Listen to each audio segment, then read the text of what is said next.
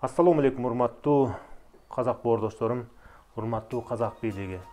Мына 2 күндөн бери Казак Республикасынын территориясында тынчтык жок.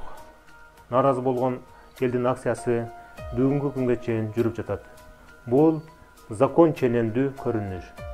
Дүйнө жүзүн каптаган пандемия оорусунан улам дүйнө жүзүндө баалар укмушудай өзгөрдү. Мына ошол баалардын өзгөрүүсүнө байланыштуу жер шарынын бардык жеринде ушундай тынчтык акциялары болуп жатат. Жана дагы боло бермекчи. Бүгүнкү күндөгү казак бийлигинин өз элине ок чыгарып, кыргын салышы бул өтө чоң жаңылыштык болуп калды.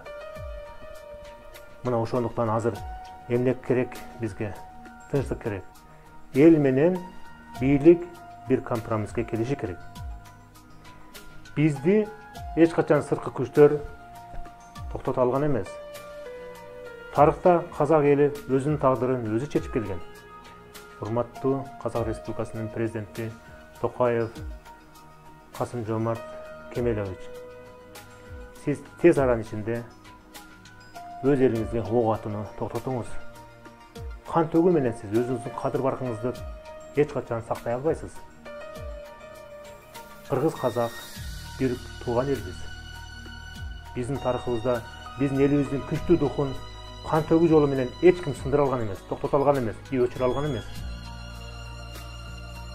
Ошондуктан, урматтуу президент, сиз сыртка таянбастан ички өзүңүздүн элиңиз менен бирге болуңуз.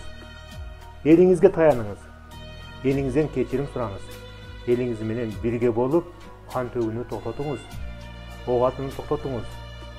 Мына ошондо тынчтык орнойт. Саламатта болуңуздар, урматтуу боордошторум. Сиздерди терең урматтоо менен мен Калыбек Жапаров.